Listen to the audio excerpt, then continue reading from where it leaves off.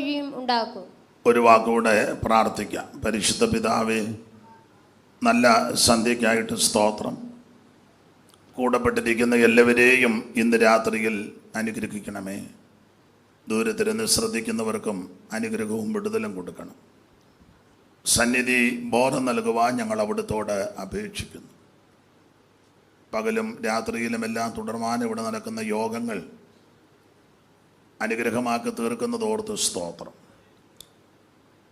ഈ രാത്രി വീണ്ടും ഞങ്ങളെ സഹായിക്കണം. പുത്രനെ ഞങ്ങളെ കൂടി മഹത്വപ്പെടുത്തണം. യേശു ക്രിസ്തുവിൻ നിസ്തുല്യ നാമത്തിൽ തന്നെ ആമേൻ. നമ്മുടെ കരവും ശബ്ദവും ഉയർത്തി ദൈവത്തെ മഹത്വപ്പെടുത്താം. ഹല്ലേലൂയ.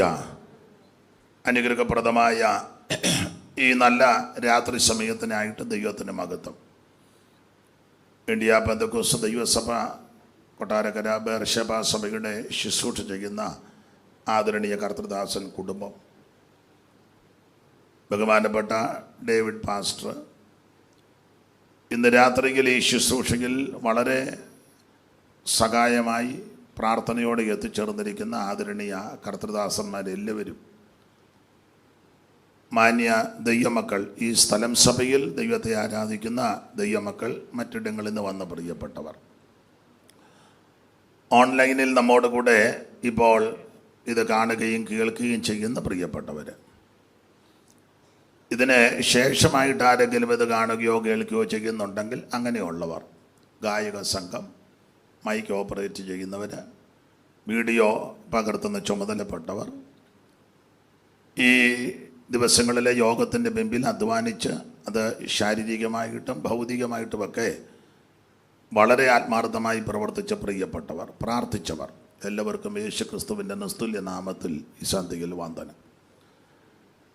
ദൈവം എല്ലാവരെയും അനുഗ്രഹിക്കട്ടെ. വാത്സല്യ കൊച്ചുമോൻ ചില കാര്യങ്ങൾ ഇവിടെ പൊതുവിൽ പ്രസ്താവിച്ചു. ഇന്നലെ ഞാൻ അത് പറയാൻ ചിന്തിച്ചുവെങ്കിലും ഇന്ന് പറയാമെന്ന് ഞാനും ചിന്തിച്ചു. പുള്ളി അത് ആദ്യം പറയുകയും ചെയ്തു. അദ്ദേഹം ഓർപ്പിച്ചതുപോലെ ഞങ്ങൾക്ക് ചില നാളുകൾക്ക് മുമ്പ് ഷാർജയിൽ വാത്സല്യ ഷിബു ബ്രദറിൻ്റെ വീട്ടിൽ ഒന്നിച്ച് പാർക്കുവാൻ അവസരം ലഭിച്ചു. ഷാർജ വർഷിപ്പ് സെൻറ്ററിൻ്റെ 25ാമത്തെ വാർഷിക കൺവെൻഷനോടുള്ള ബന്ധത്തിൽ അവിടെ ചെന്ന് ശുശ്രൂഷിപ്പാനും, അപ്പോൾ അവിടെ താമസിച്ചത് പ്രിയ ജോർജ് ടിച്ചാൻ്റെ മകൻ ഷിബു ബ്രദറിൻ്റെ വീട്ടിലാണ്. ആ ഭവനത്തിൽ ഏറെ ദിവസം പാർത്ത് പ്രിയ ഷിബു തൻ്റെ സഹധർമ്മിണി മോള് അവരിൽ നിന്ന് ശുശ്രൂഷ അനുഭവിപ്പാനും കൂട്ടായ്മ അനുഭവിപ്പാനും ഇടയായി നന്ദിയോടെ ഓർക്കുന്നു. സമയം കിട്ടുമ്പോൾ അദ്ദേഹത്തെ അങ്ങോട്ട് വിളിക്കും, അല്ലെങ്കിൽ ഇങ്ങോട്ട് മെസ്സേജ് വിടും, ചിലപ്പം വിളിക്കും. തന്നെയല്ല, ഈ ദിവസങ്ങളിൽ ഞങ്ങൾ ഒന്നിച്ച് അമേരിക്കയ്ക്ക് പോകാനാണ് ഇരിക്കുന്നത്. അപ്പോൾ ഞാനും അങ്ങോട്ട് ചെന്നിട്ട് അവിടുന്ന് ഒന്നിച്ച് പോകാം എന്നാണ് പറഞ്ഞത്. എന്നാൽ ഇപ്പം നടക്കുമോ എന്നറിയത്തില്ല, യുദ്ധവും ഫ്ലൈറ്റിൻ്റെ തടസ്സമൊക്കെ നിമിത്തം. എങ്കിലും അദ്ദേഹവും കഴിഞ്ഞ ദിവസവും വിളിച്ചപ്പോൾ പ്രതീക്ഷിച്ചിരിക്കുക. എനിക്കും കൺവെൻഷനുണ്ട്. അദ്ദേഹത്തിന് മോൻ്റെ ഗ്രാജുവേഷൻ ഇല്ലയോ, മോടെ അപ്പം അങ്ങനെ അവരും പ്രാർത്ഥനയോടിരിക്കുന്നു. അപ്പം ഞാൻ ചെന്നപ്പോൾ വാത്സല്യ കൊച്ചുമോനും അവിടെയുണ്ട്. ഒന്നിൻ്റെ കൂടെ ഒരു തള്ളെന്ന് പറഞ്ഞ പോലെ ഞങ്ങൾക്ക് 2 പേർക്ക് ഒന്നിച്ച് അവിടെ പാർത്ത് കർത്താവിനെ സാക്ഷിപ്പാൻ ഇടയായി. ആ ദിവസങ്ങളൊക്കെ വളരെ അനുഗ്രഹമായിരുന്നു. അപ്പോൾ അങ്ങനെ ഇരുന്ന സന്ദർഭത്തിലാണ് ഇങ്ങനൊരു യോഗത്തെപ്പറ്റി ചിന്ത വന്നത്. അദ്ദേഹം അതെല്ലാം ആവർത്തിച്ചത് കൊണ്ട് ഇനിയും പിന്നെയും പറഞ്ഞ് സമയം കളയുന്നില്ല. എന്തായാലും ദൈവത്താൽ ഇങ്ങനെ ഒരു അവസരം ലഭിച്ചത് വളരെ സന്തോഷം. ഇത് വലിയ പദവിയായിട്ട് ഞാനും കരുതുക. ഈ മാന്യ സഭ, ശുശ്രൂഷകൻ, അതിൻ്റെ ചുമതലപ്പെട്ടവർ, വിശേഷിച്ച് ഷിബു ബ്രദർ, കുടുംബം, എല്ലാവർക്കും ഒരിക്കൽ കൂടി നന്ദിയും ചൊല്ലുക. ഈ ദിവസങ്ങളിൽ ഇവിടെ വന്ന് ദൈവവചനം കേൾക്കുന്ന, ശുശ്രൂഷയിൽ സംബന്ധിക്കുന്ന എല്ലാവരെയും ദൈവം അനുഗ്രഹിക്കട്ടെ. ഇനി മറ്റ് കാര്യങ്ങൾ പറഞ്ഞ് സമയം കളയുന്നില്ല. ഞാനും ഈ ദിവസങ്ങളിൽ ദൈവസന്നിധിയിലെ പ്രാർത്ഥനയോടും ഉപവാസത്തോടും ഇരിക്കുക. പകലും യോഗമുണ്ട്, വൈകിട്ട് കൺവെൻഷനുകളുമുണ്ട്, യാത്രയൊക്കെ ഉണ്ട്. അതിൻ്റെതായ അല്പം ക്ഷീണമൊക്കെ ഉണ്ടെങ്കിലും ദൈവമക്കളുടെ പ്രാർത്ഥന വീണ്ടും ചോദിക്കുക.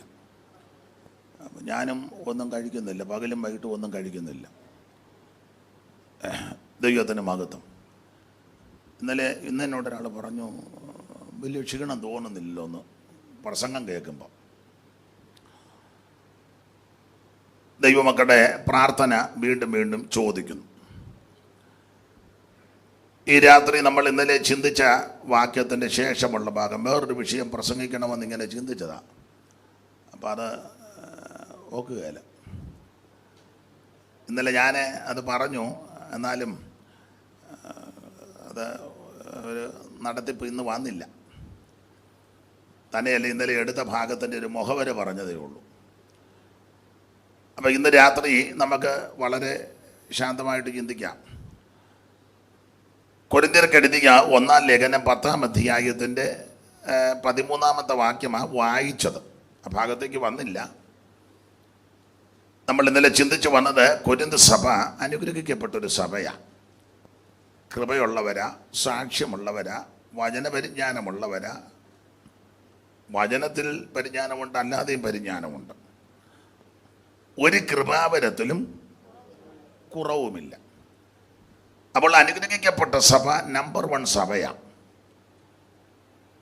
അത് 1-ാം അധ്യായത്തിൽ വളരെ അഭിനന്ദനീയമായിട്ട് ശ്ലാഘനീയമായിട്ട് പൗലോസ് പറഞ്ഞു. പക്ഷേ 2-ാം അധ്യായത്തിൽ ആത്മാവ് ആഴമറിഞ്ഞു. എന്നെ നിങ്ങളെയൊക്കെ ഒറ്റ നോട്ടം നോക്കിയാൽ വലിയ തരക്കേടില്ല.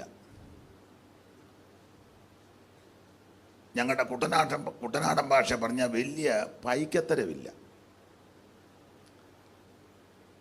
പക്ഷെ നമ്മളോട് അടുത്തൊന്ന് ഇടപെടുമ്പോഴാണ് നമ്മുടെ തനിനിറം ഇല്ലയോ. ഇപ്പം ഇങ്ങനെ ഇരുന്നാലൊന്നും ആരെയും പിടികിട്ടുകയല്ല. നല്ല സഭയാണ്, വചനത്തിൽ തിട്ടമുണ്ട്, പരിജ്ഞാനമുണ്ട്, സാക്ഷ്യമുള്ളവരാ, കൃപയുണ്ട്. പക്ഷെ 2-ാം അധ്യായത്തിൽ ഇവരുടെ എല്ലാ ആഴം ആത്മാവ് എന്നറിഞ്ഞു. ആത്മാവ് സകലത്തെയും ദൈവത്തിൻ്റെ വായിക്കുമോ? 2:9 മുതൽ വായിച്ചോ. ദൈവം തന്നെ സ്നേഹിക്കുന്നവർക്ക് ഒരുക്കിയിട്ടുള്ളത് കണ്ണ് കണ്ടിട്ടില്ല, ചെവി കേട്ടിട്ടില്ല, ഒരു മനുഷ്യന്റെയും ഹൃദയത്തിൽ തോന്നിയിട്ടുമില്ല എന്ന് എഴുതിയിരിക്കുന്നത് പോലെ തന്നെ നമുക്കോ ദൈവം തന്റെ ആത്മാവിനാൽ വെളിപ്പെടുത്തിയിരിക്കുന്നു. ആത്മാവ് സകലത്തെയും ദൈവത്തിന്റെ ആഴങ്ങളെയും ആരായുന്നു.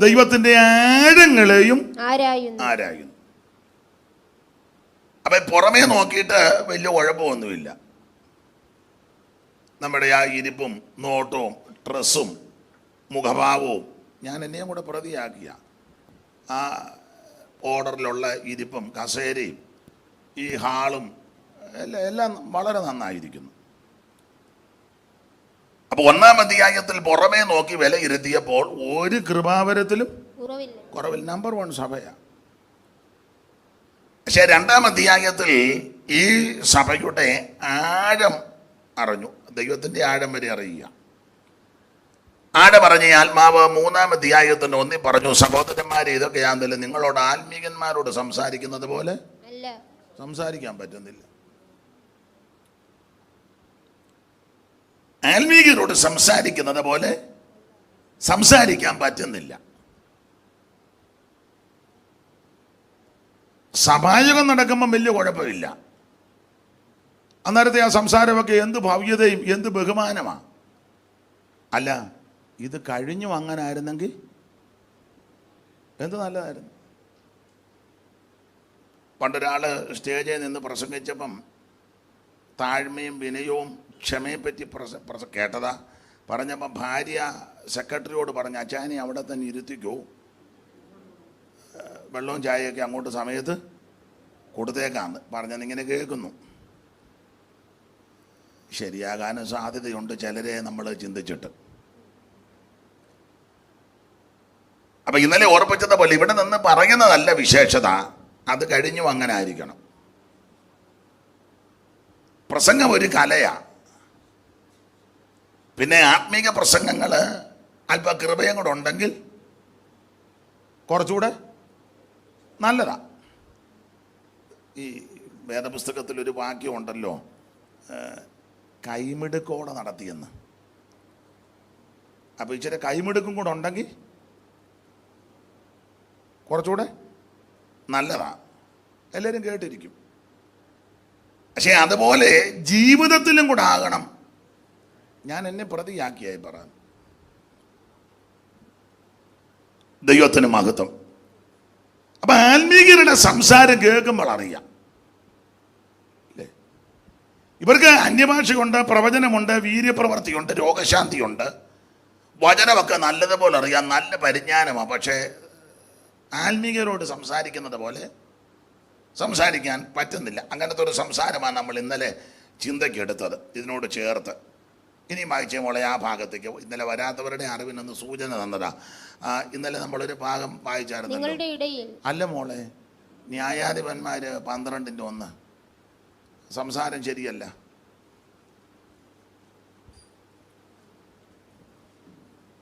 പെട്ടെന്ന് വായിച്ചു. അനന്തരം എഫ്രൈമ്യർ ഒന്നിച്ചുകൂടി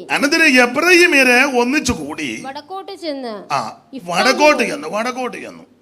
ഇഫ്താഹിനോട്, നീ അമ്മോന്യരോട് യുദ്ധം ചെയ്യാൻ പോയപ്പോൾ ഞങ്ങളോട് കൂടെ പോരേണ്ടതിന് ഞങ്ങളെ വിളിക്കാഞ്ഞത്. ഞങ്ങളെ വിളിക്കാഞ്ഞത് സംസാരം ആത്മീയരാകട്ടോ, ആത്മീയരാ. നീ അമോര്യരോട് യുദ്ധം ചെയ്യാൻ പോയപ്പോൾ ഞങ്ങളെ വിളിച്ചില്ല. അതിനെ ഞങ്ങൾക്ക് നോട്ടീസ് തരാഞ്ഞ്, ഞങ്ങളെ എന്നാ കത്ത് മുഖാന്തരം അറിയിക്കാഞ്ഞ്, ഇതെന്നാ കമ്മിറ്റി പറയാഞ്ഞ്, ഇത് ഇന്നയാളോട് പറഞ്ഞ അനുവാദം വാങ്ങിയോ? ഇതൊക്കെയാ വിഷയം. എന്നാ പോട്ടെ, ഇനി അത് ആവർത്തിക്കരുതെന്നല്ല. അടുത്ത ഡയലോഗ്, നിന്നെ ഞങ്ങൾ ചുടുവെന്ന്. അടുത്ത വാക്യം വായിച്ചേ. ഞങ്ങൾ നിന്നെ അകത്തിട്ട് വീടിന് തീ വെച്ച് ചുട്ടുകളയും എന്ന് പറഞ്ഞു. ആത്മീയർക്ക് ഇങ്ങനെ പറയാവോ?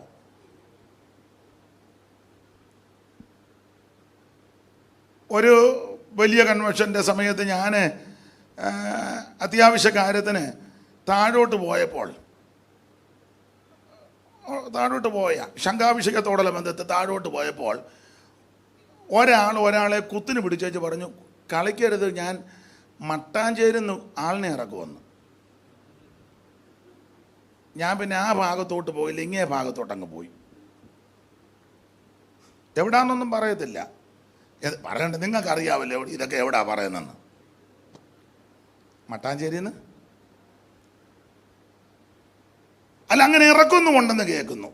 കൺവെൻഷൻ സീസണിലേ നമ്മൾ ഓർക്കും വെള്ള ഷർട്ട് ഇട്ടുകൊണ്ട് നിൽക്കുന്ന എല്ലാം ആത്മീയനാ. എന്നല്ല, പലതും ഗുണ്ടകളുമാണ്.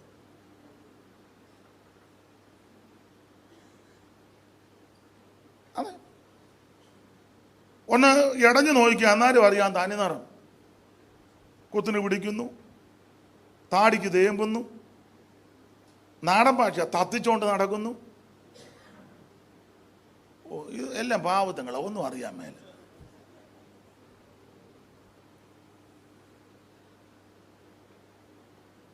ഇവര് എബ്രാഹിമർക്ക് ഇങ്ങനെ പറയാമോ? ഇവര് പറയാ, നീ ഞങ്ങളെ എന്താ വിളിക്കാഞ്ഞേ? അതുകൊണ്ട് ഞങ്ങൾ നിന്നെ വീടിനകത്തിട്ട് കത്തിക്കും. എൻ്റെ പ്രിയരെ, നമ്മുടെയൊക്കെ സംസാരം വളരെ സൂക്ഷിച്ചോണം. അല്ല, കൂട്ടുവിശ്വാസിയോട്, ദൈവദാസനോട്, ദൈവമക്കളോട്, കൂടെ ആരാധിക്കുന്നവരോട് ഒക്കെ വളരെ ശ്രദ്ധിച്ചു വേണം.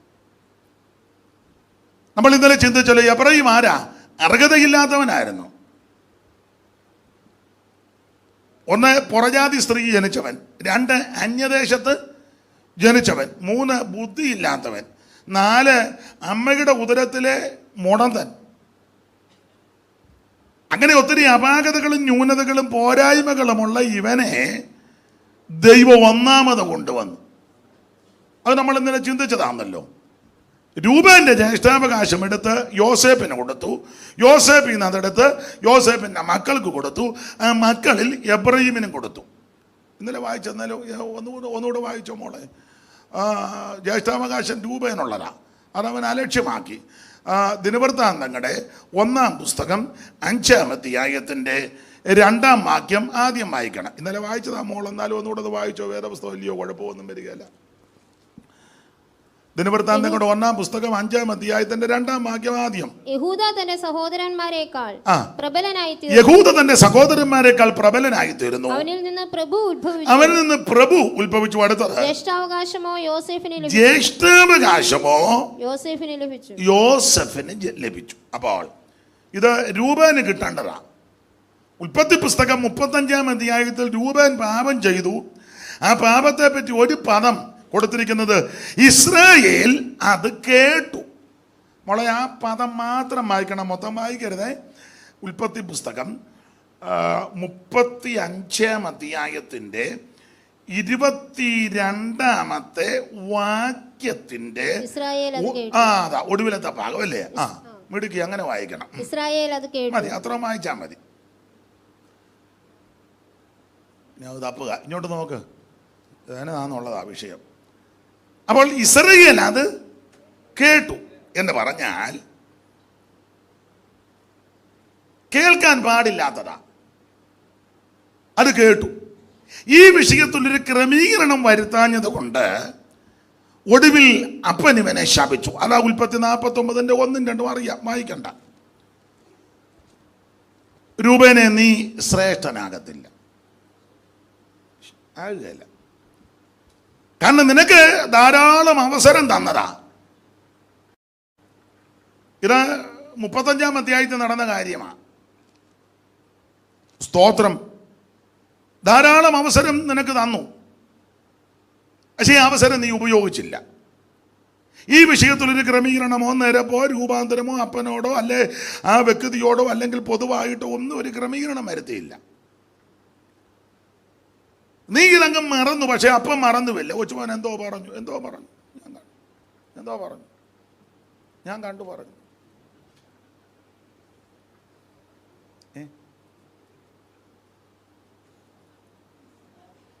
അങ്ങനെ തന്നെയാണ് ഞാൻ അങ്ങനെയുള്ളതേ പറയൂ.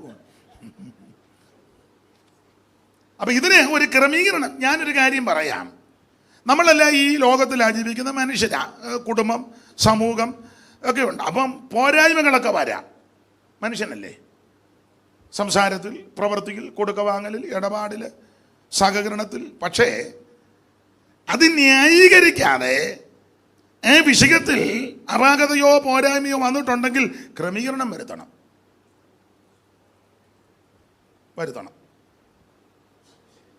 അത് വരുത്തിയില്ല, അവസരം ദൈവം കൊടുത്തത് വാ. അപ്പൊ ഈ കാരണങ്ങളെല്ലാം കൂടെ കണക്കിലെടുത്ത് ദൈവം തമ്പുരാൻ യാക്കോബിൽ കൂടി ഒടുവിൽ സംസാരിച്ച വേളയിൽ പറഞ്ഞു, നിന്റെ ജ്യേഷ്ഠാവകാശം ഇഞ്ഞെടുക്കുക.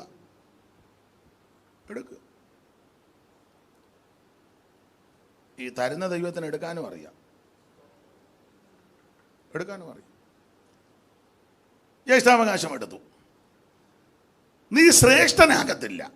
നിങ്ങൾ വേറെ പുസ്തകം മുഴുവൻ വായിച്ച ഈ എബ്രയീം ഗോത്രത്തിൽ നിന്ന് ഒരെണ്ണം ആത്മീക നേതൃത്വത്തിൽ വന്നില്ല. ഒരെണ്ണം പറഞ്ഞ വാചകം ശ്രദ്ധിച്ചോണം. ആത്മീക വിഷയങ്ങളിൽ നേതൃത്വത്തിൽ വന്നില്ല. പക്ഷെ ഇവർ വന്നു. ഉടക്കുണ്ടാക്കാൻ ഇവർ മുന്നിലായിരുന്നു. വിഷയം പറയാനും, ഉടക്കുണ്ടാക്കാനും, കമ്മിറ്റി കൂടാനും, ബഹളം ഉണ്ടാക്കാനും, കൈ തീർത്ത് കയറ്റാനും, അതിനൊക്കെ ഇവർ മോളെ എല്ലാവരുടെയും എല്ലാവർക്കും സംശയമാണ്. വാക്യം വായിച്ചോ. വാക്യമാകുമ്പോൾ പിന്നെ ഉടക്കുണ്ടാക്കുകയല്ലോ. നിങ്ങളും വായിച്ചു വെച്ച് മടക്കി വെക്കില്ലേ, മിണ്ടാതിരിക്കുക, അത് മതി. സംഖ്യാപുസ്തകം 16:1 അറിവുള്ള വാക്യമാ, എങ്കിലും ഒന്ന് വായിച്ചോ.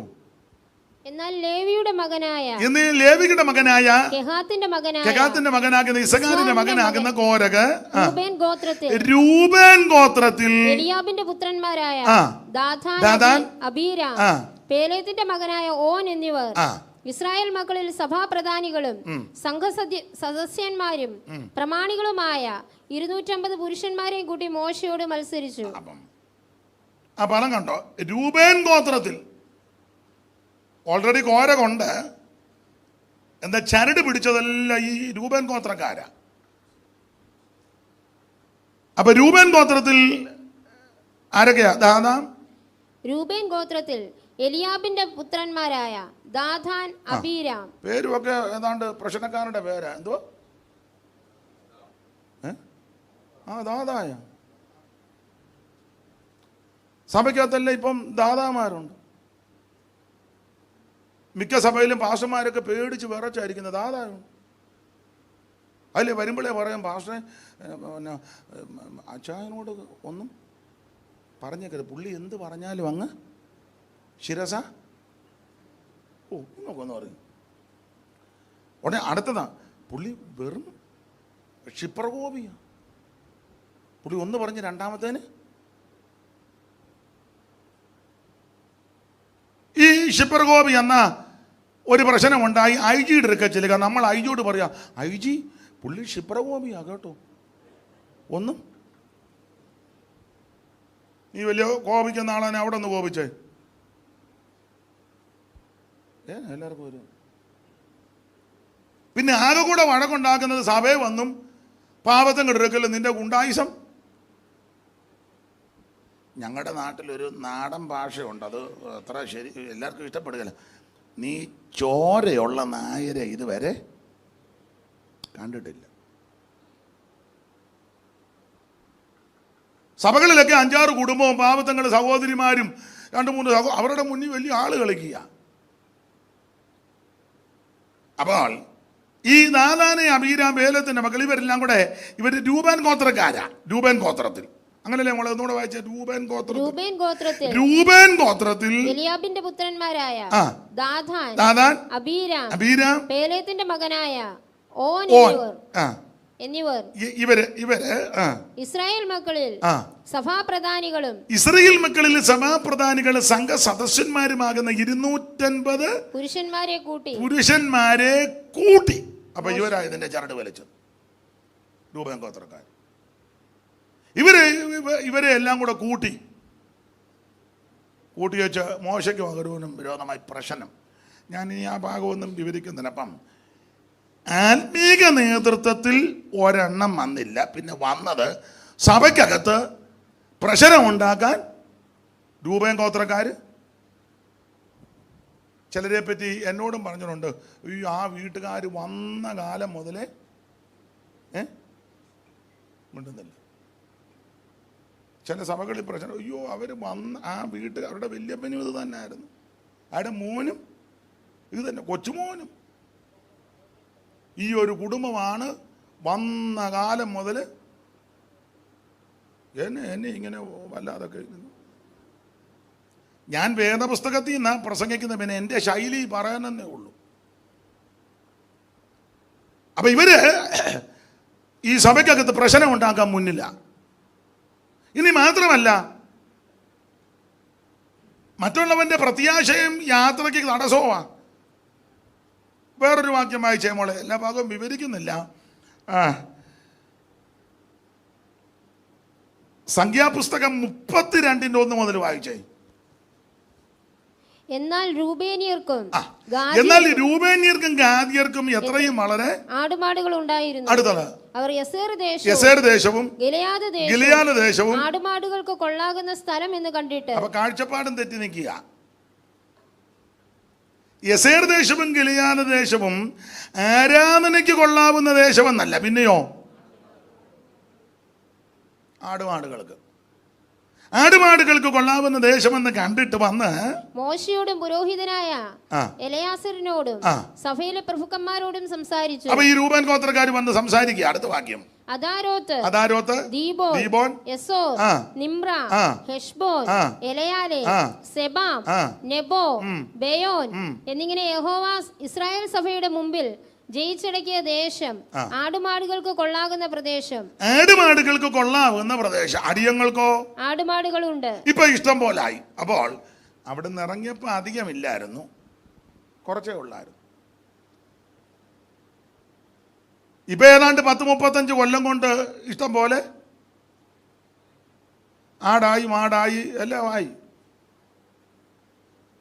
ചെല്ലുപരത്തിൽ ഇറങ്ങിയപ്പോൾ ഒരു പുതപ്പേ ഉള്ളായിരുന്നു, ഇപ്പൊ പുതപ്പിന്റെ കമ്പനിയായി. നല്ല കാര്യം. വന്ന കാലത്ത് ഒരു കുറ്റി സൈക്കിൾ മാത്രമേ ഉള്ളായിരുന്നു. ഇപ്പം 2 വണ്ടി പുതപ്പിച്ചിട്ടേക്കുന്നു, ഒന്ന് വല്ലപ്പോഴും എരപ്പിക്കുന്നു, ഒന്ന് ഓട്ടം വിട്ടേക്കുന്നു.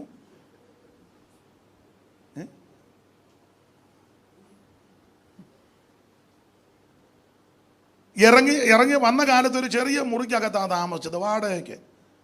ഇപ്പം കൊട്ടാരക്കരയിലൊരു വീട്, എറണാകുളത്ത് ഫ്ലാറ്റ് വേറെ, പിന്നെ വേറെ സ്ഥലങ്ങളിൽ ഇഷ്ടം പോലെ നന്മകളായി. ഞാനെപ്പോഴും പറയും, പണ്ട് പേർഷ്യയിലൊക്കെ പോകുന്നവർ നമുക്ക് അവർ വന്നു കഴിയുമ്പം സന്തോഷത്തോടെ ഒരു സോപ്പ് തരും കുളിക്കാൻ.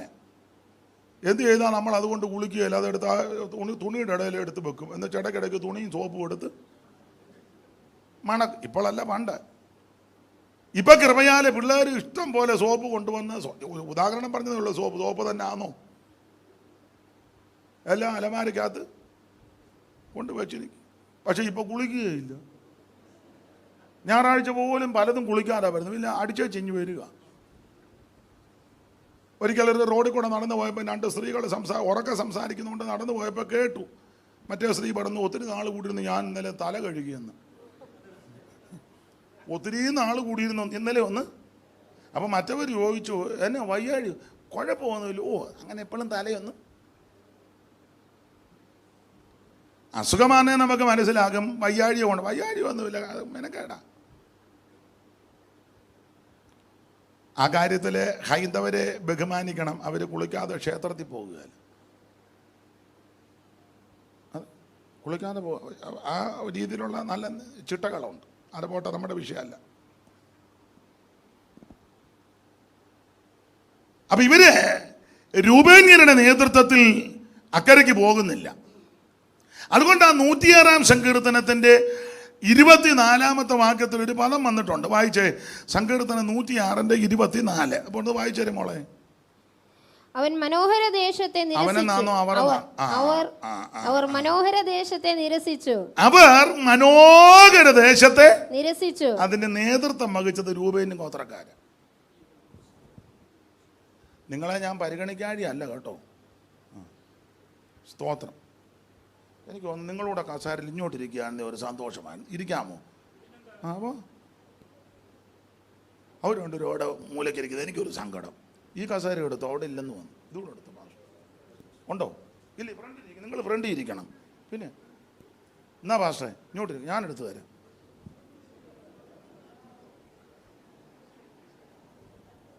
ഇതാ നല്ലത്. നിങ്ങൾ കൊച്ചുമോനും ഒക്കെ ഇവിടെ വന്നിരിക്കുന്നതായിരുന്നു നല്ലത്. ഇനിയിപ്പം അതാ ചിങ്ങം വരെ പോട്ടെന്ന് പറഞ്ഞ പോലെ ഞാൻ നോക്കിക്കോളാം. അപ്പൊ ശ്രദ്ധിക്കുക, ഇവർ മനോഹര ദേശത്തെ നിരസിച്ചു. അപ്പൊ ഈ മനോഹര ദേശത്തെ നിരസിക്കാൻ ചുക്കാൻ പിടിച്ചത് രൂപൻ ഗോത്രക്കാരാ. ദേശം നല്ല ദേശമാ, മനോഹര ദേശം. ഒരു വാക്യം വായിച്ചേ മോളെ. ആവർത്തന പുസ്തകം 8:7, ആവർത്തനം 11:10, 10:11, 106-ാം സങ്കീർത്തനത്തിന്റെ ഇപ്പം വായിച്ച 24, പുറപ്പാട് പുസ്തകം 3:7-8 എല്ലാം വായിക്കണ്ട. ആവർത്തനം 8:7 വായിരും. നിന്റെ ദൈവമായ യഹോവ നിന്നെ നല്ലൊരു ദേശത്തേക്കല്ലോ നിന്നെ കൊണ്ടുപോകുന്നത്.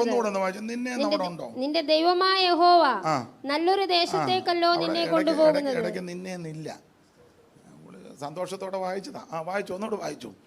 നിന്റെ ദൈവമായ യഹോവ നല്ലൊരു ദേശത്തേക്കല്ലോ നിന്നെ കൊണ്ടുപോകുന്നത്. നിന്റെ ദൈവമായ യഹോവ നല്ലൊരു ദേശത്തേക്കല്ലോ നിന്നെ കൊണ്ടുപോകുന്നത്. അടുത്തത്, അത് താഴ്വരയിൽ നിന്നും മലയിൽ നിന്നും പുറപ്പെടുന്ന നീരൊഴുക്കുകളും ഉറവകളും തടാകങ്ങളുമുള്ള ദേശം. പിന്നെ ഗോതമ്പും യവവും മുന്തിരിയും അത്തിയും മാതളപ്പഴവുമുള്ള ദേശം. പിന്നെ ഒലിവ് വൃക്ഷവും തേനുമുള്ള ദേശം. അപ്പൊ 7 കൂട്ടം സാധനം: ഗോതമ്പ്, യവം, മുന്തിരി, അത്തി, എല്ലാം ഒന്നുകൊന്നൊക്കെ മെച്ചവാ.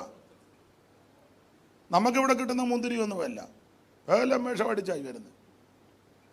ഞങ്ങൾ വല്ലപ്പോഴും മേടിക്കും. ഞാൻ വീട്ടിൽ പറഞ്ഞിട്ടുണ്ട്, അങ്ങനെ മേടിക്കുമ്പോൾ ഉപ്പും മഞ്ഞളും വെള്ളത്തിൽ ഒരു 1.5 മണിക്കൂറെങ്കിലും സ്നാനപ്പെടുത്തിയേക്കണം. അങ്ങനെയൊക്കെ ഒക്കുള്ളൂ. ചില വിദ്വാന്മാർ അവിടെ ചെന്ന് ഉടനെ തന്നെ എടുത്ത് അവിടുന്ന് കടിക്കുക. ഇത് മുഴുവൻ വിഷമടിച്ച് വെച്ചേക്കുക. അവിടെ ചോദിക്കാം മധുരം ഉണ്ടോ എന്ന് നോക്കട്ടെന്ന്. മുഴുവൻ വിഷമാണ്. അപ്പം ഇത് നമുക്ക് കിട്ടുന്നതെല്ലാം വിഷമാണ്. പക്ഷേ ഇവിടുത്തെ മുന്തിരി നല്ല ശ്രേഷ്ഠമേര. 2 പേര് ചേർന്നല്ലേ, യോ സ്തോത്രം. അത്തിവൃക്ഷം തളിർത്തു നല്ല പച്ചക്കായ്കൾ തരുന്നു. അത്തിവൃക്ഷം തളിർത്തു നല്ല പച്ചക്കായ്കൾ തരുന്നു. മുന്തിരിയിളം കുലകൾ സൗരഭ്യം തൂകിടുന്നു. മുന്തിരിയിളം കുലകൾ സൗരഭ്യം തൂകിടുന്നു. അത്തിവൃക്ഷം തളിർത്തു നല്ല പച്ചക്കായ്കൾ തരുന്നു. അത്തിവൃക്ഷം തളിർത്തു നല്ല പച്ചക്കായ്കൾ തരുന്നു. മുന്തിരിയിളം കുലകൾ സൗരഭ്യം തൂകിടുന്നു. മുന്തിരിയിളം കുലകൾ സൗരഭ്യം തൂകിടുന്നു.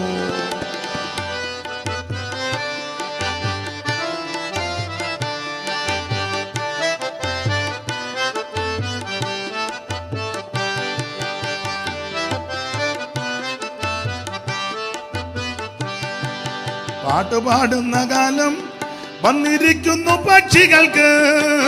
പാട്ടുപാടുന്ന കാലം വന്നിരിക്കുന്നു പക്ഷികൾക്ക്. കാട്ടുപ്രാവിൻ ശബ്ദം നമ്മുടെ ദേശത്ത് കേൾക്കുന്നിതാ. കാട്ടുപ്രാവിൻ ശബ്ദം നമ്മുടെ ദേശത്ത് കേൾക്കുന്നിതാ. അത്തിവൃക്ഷം തളിർത്തു നല്ല പച്ചക്കായ്കൾ തരുന്നു. അത്തിവൃക്ഷം തളിർത്തു നല്ല പച്ചക്കായ്കൾ തരുന്നു. മുന്തിരിയിളം കുലകൾ സൗരഭ്യം തൂകിടുന്നു. മുന്തിരിയിളം കുലകൾ സൗരഭ്യം തൂകിടുന്നു.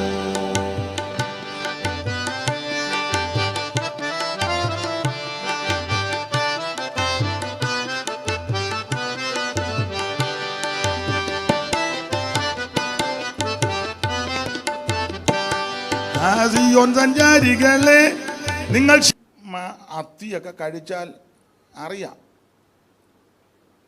നിങ്ങൾക്കറിയാം വചനത്തിൽ നിന്ന് ഒരു തെളിവ്, എല്ലാ ഭാഗവും എടുക്കുന്നതിൽ ഒരു തെളിവ്. ദാവീദ് ശത്രുക്കളുമായിട്ട് യുദ്ധത്തിന് പോയപ്പോൾ അമാലേക്കർ വന്ന് സിക്ലാഗ് തീയിട്ട് ചുട്ടു. ദാവീദിൻ്റെ ഭാര്യമാരെയും പിള്ളേരെയും എല്ലാം പിടിച്ചുകൊണ്ട് പോയി. ഭയങ്കര പ്രശ്നം, കോളുകളൊക്കെ നടക്കുക.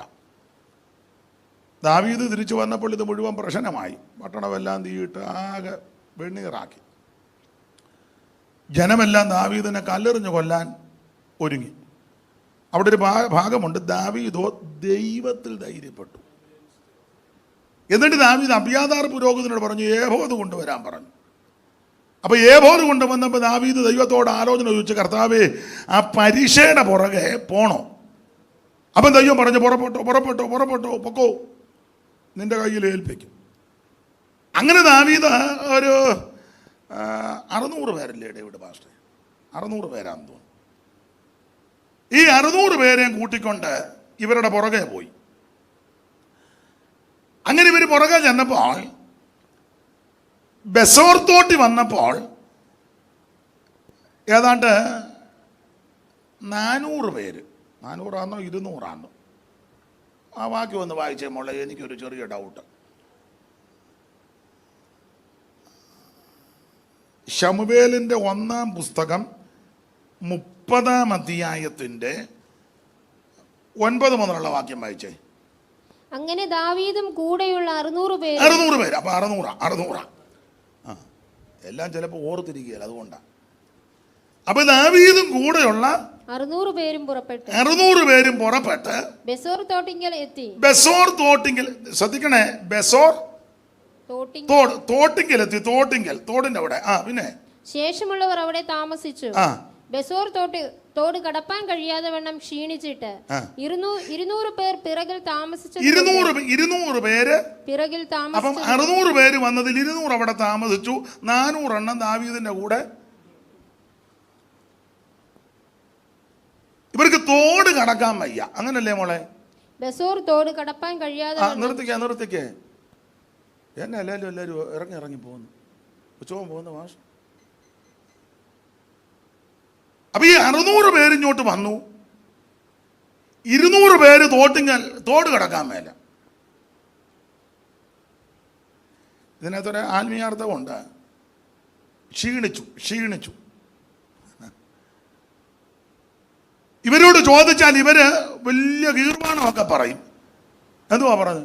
ഞങ്ങള് കുക്കുസായിപ്പൻ്റെ കാലത്ത് ചെങ്കടൽ കടന്നതാണ്, ഉണ്ണുണ്ണി സാറിൻ്റെ കാലത്ത് ഞങ്ങൾ യോർദാൻ.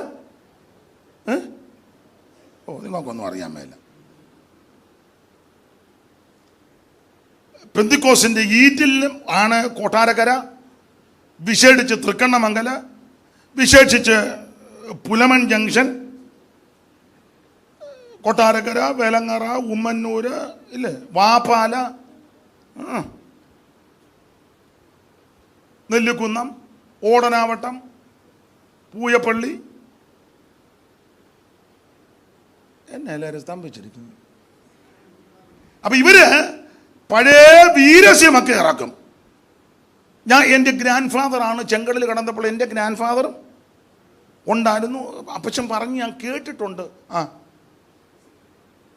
പിന്നെ എൻ്റെ ഫാദർ ഉണ്ടായിരുന്നു യോർദാൻ കടന്നപ്പോൾ. ഈ പഴയ ഗീർവാണമൊക്കെ അടിച്ചിപ്പോ കയറിയിരിക്കുക. ഇപ്പത്തെ ചെറിയ തോട് കിടക്കാൻ മേല. അല്ല, നമ്മളൊന്ന് ശോധന ചെയ്തേ നമ്മളെ. ചിലര് ഇപ്പൊ എനിക്ക് തോന്നുന്നു ഇപ്പൊ കൂടുതൽ പാരമ്പര്യം പെന്തിക്കോസുകാരാ പറഞ്ഞത്. ചില കേട്ട് ഞങ്ങൾ 5ാം തലമുറയാണ്, 4ാം തലമുറയാണ് പെന്തിക്കോസിലെ. ഈ കണക്കിന് ഒരു 300 കൊല്ലം മുമ്പ് യുവമാരൊക്കെ വന്നിരുന്നെങ്കിൽ ഒരു കുഞ്ഞുങ്ങളെ ഇവിടെ വെച്ചേക്കുകയല്ല. ഇപ്പൊ തന്നെ ഇളക്കവാ പലരും. ആരംഭത്തിൽ ഇറങ്ങിയവരെ ഓർത്ത് ദൈവത്തെ സ്തുതിക്കുന്നു, അഭിനന്ദിക്കുന്നു. പക്ഷേ പഴയ വകുപ്പ് പറയുന്നതല്ലാതെ ഇപ്പൊ ഒരു കൈത്തോട് ചാടിക്കിടക്കാൻ പറ്റുന്നില്ല. ഇപ്പൊ പിന്നെ ആകെ കൂടെ പഴയ യോർദാൻ കിടന്നതിൻ്റെ ഒരു ഫോട്ടോ അവിടെ ഷോക്കേസ് വെച്ചിട്ടുണ്ട്. ചെങ്കടൽ കിടന്നതിൻ്റെ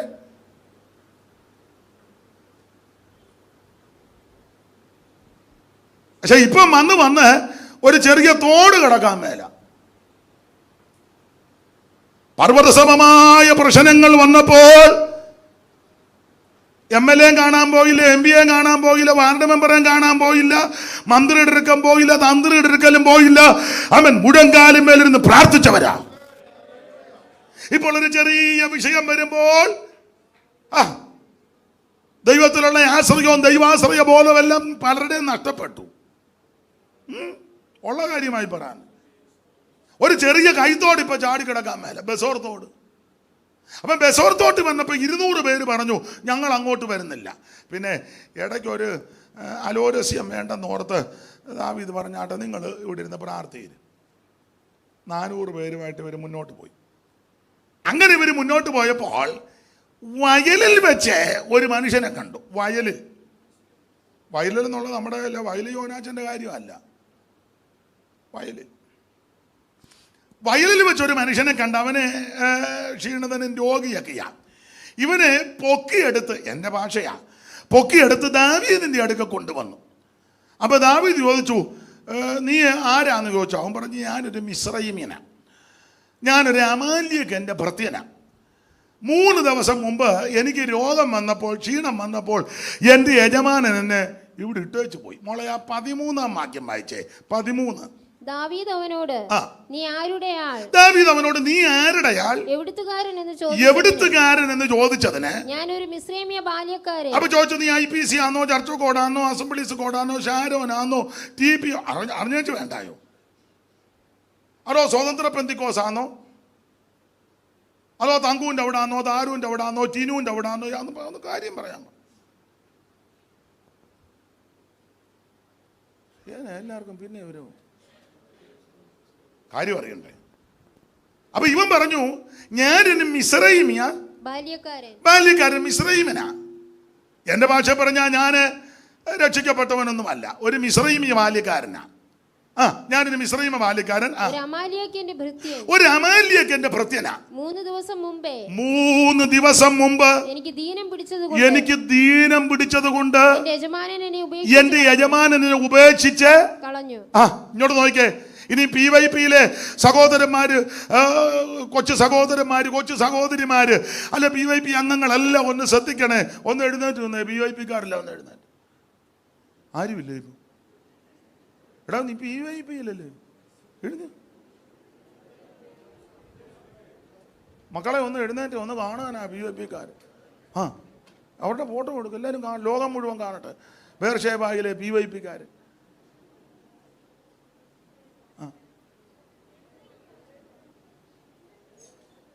എന്നെ മോളെ സംശയം.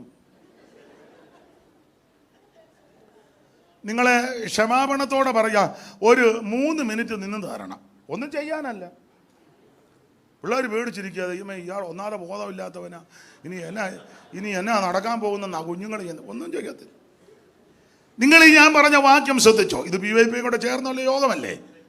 അപ്പോൾ ഈ യൗവനക്കാരനാകുന്ന മിസ്രയീമ്യൻ, ഇവന്റെ ആയുസ് മുഴുവൻ അമാലേക്കിനെ സേവിച്ചവനാ. പക്ഷേ ഇവന് ദീനം വന്നപ്പോൾ ഇവന്റെ യജമാനൻ ഇവനെ വഴിയിലിട്ടേച്ച് പോയി.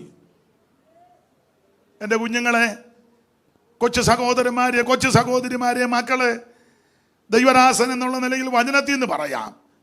ലോകത്തിൻ്റെ പുറകെ പോയാൽ, ലോകമോഹത്തിൻ്റെ പുറകെ പോയാൽ, പാർട്ടിയുടെ പുറകെ പോയാൽ, മറ്റ് പലതിൻ്റെയും പുറകെ പോയാൽ, അവർക്ക് നിങ്ങൾക്ക് ആരോഗ്യമുള്ളപ്പോൾ, കഴിവുള്ളപ്പോൾ, ജ്ഞാനമുള്ളപ്പോൾ, ബലമുള്ളപ്പോൾ, അല്ല ഒന്നുകൂടെ തെളിച്ച് പോയി, ഇൻകിലാബ് വിളിക്കാൻ, മുഷ്ടി ചുരുട്ടാൻ നിങ്ങൾക്ക് ആരോഗ്യമുള്ളപ്പോൾ നിങ്ങളെ മതി. അതെല്ലായിടത്തും അങ്ങനെ മതി. തല്ലുണ്ടാക്കാനും തമ്മിത്തൊല്ലുണ്ടാക്കാനും മെയിൻ ആൾക്കാരും ഓഫീസിൽ ഇരിക്കത്തേ ഉള്ളൂ. സ്തോത്രം. ലോകമോഹം അനുസരിച്ച് ലോകത്തിന് വേണ്ടി നിങ്ങൾ പ്രവർത്തിച്ചാൽ നിങ്ങൾ പോകത്തില്ലെന്നറിയാൻ പോകുന്ന പിള്ളേരും അല്ലെങ്കിലും പറയുക, അതിനു വേണ്ടിയൊക്കെ പോയാൽ നിങ്ങൾക്കൊരു ദീനം വന്നാൽ, ക്ഷീണം വന്നാൽ, പ്രയാസം വന്നാൽ അവൻ നിങ്ങളെ വഴിയിലിട്ട് വെച്ച് പോകും. എന്നാൽ മറുവശം നിങ്ങളുടെ യൗവനത്തിലെ, ചെറുപ്പത്തിലെ അവൻ നല്ല കർത്താവാകുന്ന യേശുവിനെ സ്നേഹിച്ചാൽ, യേശുവിനെ സേവിച്ചാൽ, യേശുവിന് വേണ്ടി നിന്നാൽ, യേശുവിൻ്റെ പടയാളിയായാൽ, കർത്താവ് വരാൻ താമസിച്ചാൽ, നിങ്ങൾക്ക് പ്രായമായാലും ക്ഷീണം വന്നാലും അതേ രോഗം വന്നാലും നിങ്ങളെ വഴിയിലിട്ട് വെച്ച് പോകത്തില്ല. ഹല്ലേലൂയ. നിങ്ങളെ ഉപേക്ഷിക്കത്തില്ല.